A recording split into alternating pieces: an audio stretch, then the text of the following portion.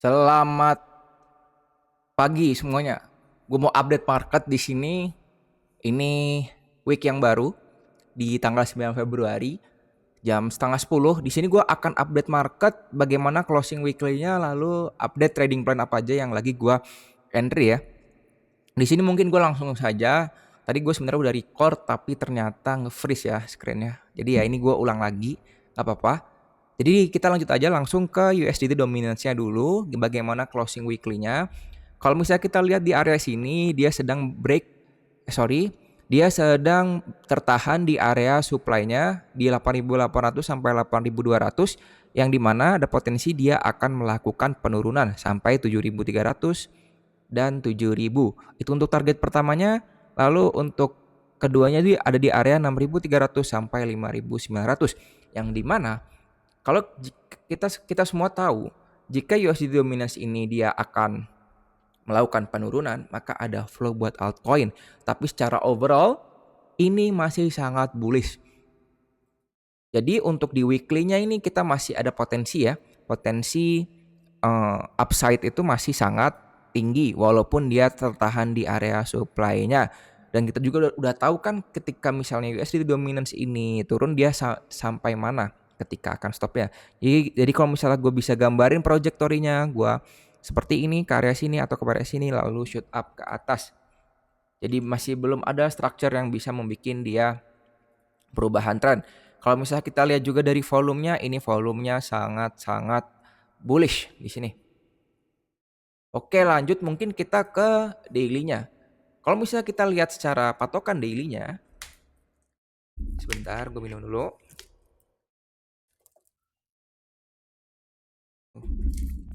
Di daily-nya ini, kalau misalnya kita lihat secara trennya, ini trennya masih sangat bullish. Yang dimana ada potensi dia akan membuat secondary move. Jadi untuk target secondary move-nya itu di area demand-nya di area 7.300 sampai 7.100. Dan juga di golden ratio ada trend line dan ada juga demand-nya. Jadi ada potensi dia akan seperti ini lalu shoot up ke atas. Untuk sekarang di posisi sekarang di harga sekarang ini USDT dominance ini masih belum melakukan pergerakan yang gimana-gimana. Melihat kita juga dari kita habis weekend dan low volume juga wajar kalau misalnya market belum gerak yang signifikan kemana. Jadi mungkin kita lihat kecilin time frame-nya untuk melihat apa aja yang terjadi di time frame kecilnya. Kalau kita lihat secara time frame kecilnya di area sini, sorry, uh, mana ya? Nah yang ini ya. Jadi dia secara trend itu masih sangat bullish di 4 jamnya, lalu dia sedang berada di area golden ratio-nya. Dan ada potensi dia dari area sini dia akan rebouncing ke atas, mungkin ke area 8.600 sampai 9.200. Di area ini ya untuk targetingnya. Yang dimana kita tahu ketika harga sudah menyentuh area golden ratio 0,618 itu dia cenderung ada rebouncing ke atas ya. Jadi sekarang dia lagi ngebuat apa nih? Lagi ngebuat secondary trend, secondary move-nya, lalu dia akan shoot up ke atas seperti itu trajektorinya. Kalau misalnya kita lihat secara 1 jam ya, ya ini masih sideways di sini-sini aja ya. Mungkin kalau misalnya kita bisa gambarin seperti ini. Nah, seperti ini ya. Jadi dia tertahan di area demand-nya, jika kita break area trendline yang ini lalu dia akan shoot up ke atas sama seperti 4 jamnya tadi ya. Sama seperti ini. Targetingnya masih sama. Nah, di area sini, di area 8.600 ini possible ya jika dia break area trendline-nya. Seperti itu ya. Lanjut mungkin ke total tree-nya. Kita bahas total tree itu sangat menarik di area weekly-nya ya, di time frame weekly-nya di sini. Kalau kita lihat ini tuh dia lagi di area krusial yang dimana ini adalah area supportnya dan juga ini area neckline double topnya, dan sekarang dia closingnya itu di atas itu yang menandakan ada potensi dia akan pullback dulu ke atas ke 8.800 sampai 836. Itu tuh untuk area supply-nya ya. Jadi dari sini dia akan potensi ke atas sini atau dia akan melanjutkan ke bawah. Karena kita closing weekly-nya itu pas banget di area support-nya, jadi kita belum bisa menentukan nih pergerakan total tree itu bagaimana. Mungkin lanjut gua ke perspektif lain tentang total tree ini ya. Nah, kalau kita beracuan pada double top ini, dia kan sedang berada di area neckline-nya. Yang dimana ketika ini di break, maka ada potensi dia akan ke area 504 sampai 463. Jadi penurunan masih possible terjadi untuk kalau kita acuan double topnya ini ya. Seperti itu. Mungkin kita akan lanjut ke daily-nya ya. Di daily-nya ini sangat-sangat boring phase ya. Setelah melakukan penurunan yang cukup signifikan di area sini, lalu dia sekarang berada di area antara demand, supply dan demand-nya. Yang dimana ada potensi ini akan visit area 737 sampai 774. Itu untuk area supply-nya dan dia akan melakukan penurunan. Secara overall trend ini masih sangat bearish ya. Jadi belum ada pembalikan arah tren dan selama 3 hari terakhir ini dia ngebentuk ini sidebar ya di sini 3 ini. Jadi nggak ada volume sama sekali ya. Jadi perdagangan itu sangat-sangat tipis ya. Lalu lanjut mungkin di 4 jamnya. Jadi kita udah tahu nih daily-nya ini dia ada potensi ke ini ya visit area supply lalu turun lagi. Seperti itu. Lalu lanjut ke 4 jamnya. Nah, di 4 jamnya juga selama 3 hari terakhir ini dia ngebuat namanya itu ini ya base. Ini dapat 2 potensi. Yang pertama itu potensi dia akan membuat rally base drop atau rally base rally. Yang dimana jika dia ingin membuat rally base rally, itu dia ada potensi akan tertahan dan melanjutkan penurunan di area 731 sampai 750. Yang dimana itu adalah area supply dan juga golden ratio-nya. Kalau misalnya lihat secara 4 jamnya di sini total tree itu dia invalidasi area itu ada di 770. Di area ini ya. Untuk dia akan melanjutkan. Jika dia break area 770 ini, maka dia ada potensi reversal trend.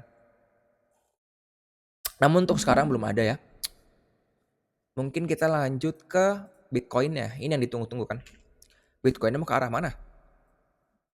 Jadi di sini gue akan mulai dari weekly-nya karena closing weekly-nya sangat penting ya. Gue di sini dari perspektif pertama dulu. Kalau misalnya kita lihat dari perspektif ini, Bitcoin tuh sedang berada di area demand-nya, di area 71.000 sampai 68.000 dan dia close pas banget di area situ. Ada potensi dia akan minggu ini dia akan retest ke area 78.800 atau ke area 86.000 94.000. Jadi, secara tren ini udah sangat bearish ya. Tapi ada potensi dia akan pullback dulu ke atas ke area ini 78.800 lalu shooting down ke bawah lagi. Untuk sekarang seperti itu ya.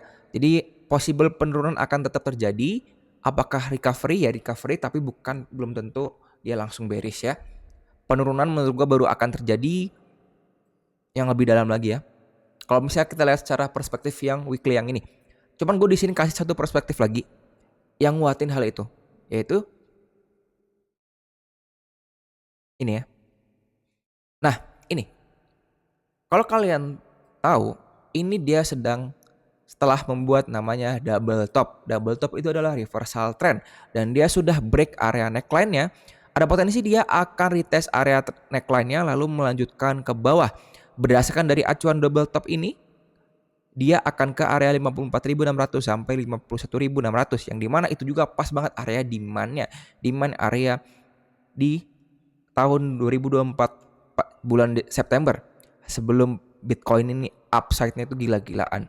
Ini jadi area kuat ya kalau kita bisa jabarkan. Lanjut mungkin ke daily-nya ya. Di daily-nya masih sama seperti yang sebelum-sebelumnya. Ini masih boring phase juga kan. Kalau kita lihat 4 jamnya di sini. Daily-nya maksud saya. Nah, di daily-nya trennya itu masih sangat bearish teman-teman. Lalu ada potensi dia akan visit area 78.500 sampai 74.700 yang dimana itu adalah area supply-nya yang menandakan ada potensi jika harga visit area situ dia akan melakukan rejecting dan melakukan penurunan yang lebih dalam lagi. Jadi invalidasi area untuk di daily-nya ini ada di area 97.200 teman-teman. Jadi sebelum break area ini belum bisa dikatakan bullish menurut gua kecuali dia ngebuat seperti ini ABCD pattern. ABCD gerakan market structure maksudnya. Nah, ini baru kita bisa dikatakan bullish. Tren berubah. Tapi untuk sekarang dia masih inside bar, no volume di sini. Ada potensi dia akan ke 78.000 di area supply-nya ini untuk melanjutkan penurunannya. Lanjut mungkin gua ke 4 jamnya. Di 4 jamnya ini gua menemukan hal yang menarik yang dimana dia sedang berada di area golden ratio 0,618 dan secara tren itu sangat bearish. Dan ada potensi dia di area ini akan melakukan penurunan yang lebih jauh lagi. Target utama gua itu di area 62.800 ya.